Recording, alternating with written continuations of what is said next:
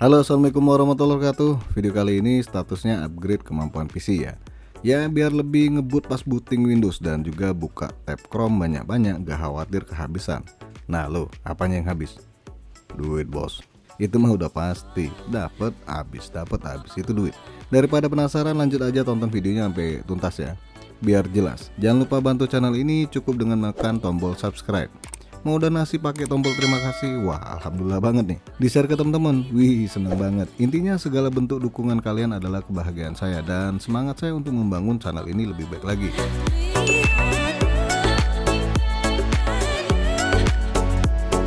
PC gaming satu ini udah pernah saya bahas di PC rakitan harga 5 jutaan ya. Silahkan kalian cek di deskripsi untuk linknya. Nah statusnya upgrade SSD M2 NVMe sama RAM 8GB 1 keping. Karena memang RAM 8GB itu bakal kurang banget nih kalau buka tab Chrome banyak-banyak. Inilah yang saya bilang di awal kehabisan RAM.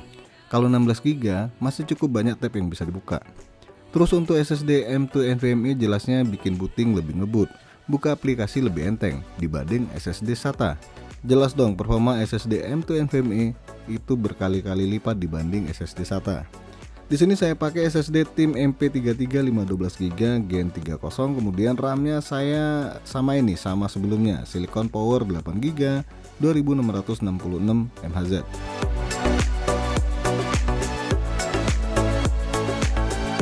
Lanjut pemasangan ke perangkatnya nih. Kondisi PC-nya ditidurin ya, atau casingnya ditidurin. Kalau berdiri repot. Sebenarnya sih kalau mau mudah ya copot VGA ya, apalagi kalau jarinya jempol semua nih, seperti pun saya. Tapi kita coba tanpa nyopot VGA nih, kira-kira bakal susah atau enggak. Kita pasang dulu RAM sekeping ini nih. Buka pengunci RAM baik kanan dan kiri, lanjut sesuaikan RAM dengan slot RAM-nya. Tinggal ditancepin dan tekan ujung RAM baik kanan dan kiri. Sekarang pemasangan SSD M2 NVMe. Nah, baut penguncinya udah ada di motherboard ya. Kita copot terlebih dahulu nih.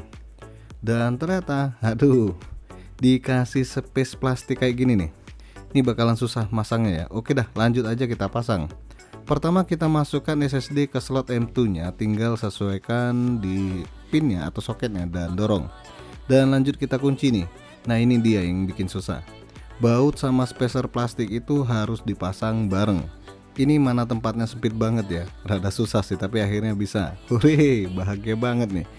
Ingat dia, alah.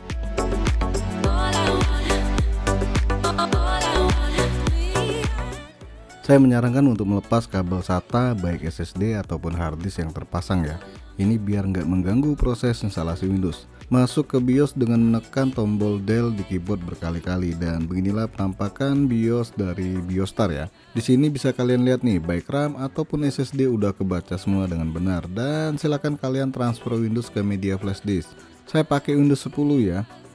Kalau udah kelar transfer, tinggal kalian tancepin flash disk ke komputer, terus masuk ke BIOS lagi dan masuk ke menu boot. Ubah boot awal itu jadi flash disk dan simpan pengaturan BIOS dengan menekan tombol F10.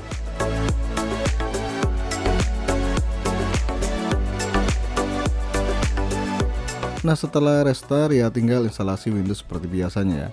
Saya yakin kalian udah pada bisa ya, tapi nanti kalau seandainya ada yang pingin bikin tutorial komplitnya, kalau ada duit, waktu maksudnya, nanti saya bikin.